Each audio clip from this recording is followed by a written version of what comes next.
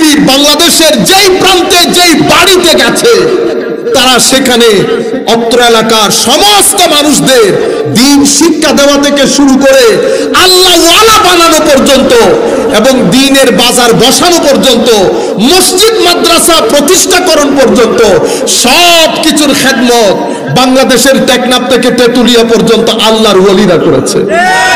তখন কোনো ফিতনা হয় নাই, তখন কোনো ফাসাদ হয় নাই।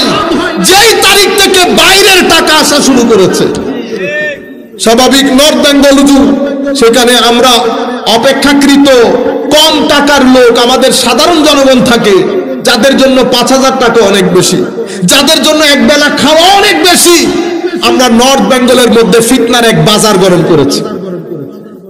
টাকা পয়সা দিয়ে বড় বড় প্রতিষ্ঠান করে আমরা আমাদের সাধারণ জনগণের মধ্যে ইউথ যারা আছে তাদের ভিতর থেকে আমার নবীর এশ কেড়ে নিচ্ছি, আউলিয়া ইকরামের নিসবত কেড়ে নিচ্ছি। ও ভাই, 3-10 ঘন্টা ওয়াজ করে আপনি এক ব্যক্তির চোখের পানি আনতে পারলেন না। আল্লাহর ওলিরা শুধু মজলিসে গিয়ে বসে থাকতেন, লাখো কোটি মানুষ কান্নার সমুদ্রের মধ্যে বসছে।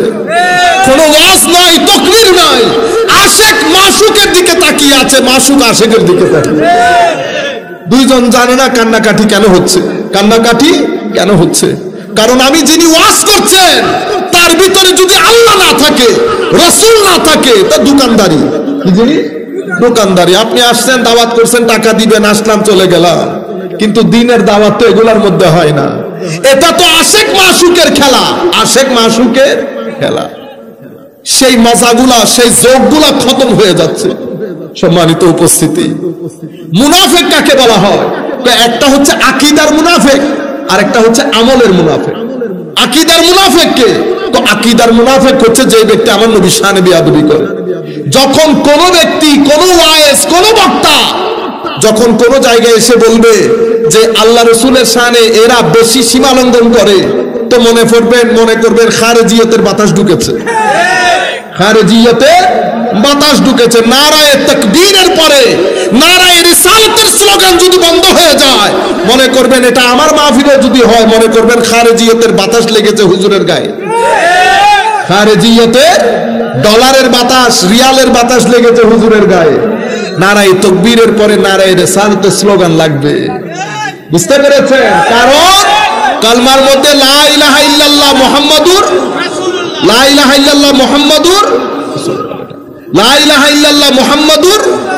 আযানের মধ্যে আশহাদু আল্লা ইলাহা ইল্লাল্লাহ এর পরে কি? আযানের মধ্যে আশহাদু আল্লা লা ইলাহা ইল্লাল্লাহর পরে কি? আশহাদু আন্না মুহাম্মাদার রাসূলুল্লাহ। নামাজের মধ্যে নামাজ কার? আল্লাহর। সালাম কাকে দেন? তো আল্লাহ। কলমার মধ্যে লা ইলাহা ইল্লাল্লাহর পরে আমার নবী, আযানের মধ্যে আশহাদু আল্লা ইলাহা ইল্লাল্লাহর পরে আমার নবী, নামাজের মধ্যে আমার নবী আসসালামু আলাইকা আইয়ুহান নবী। সব জায়গায় নবী না? আচ্ছা, রাখছে। আপনারা সূরা ইখলাস পড়েন না? সূরা ইখলাস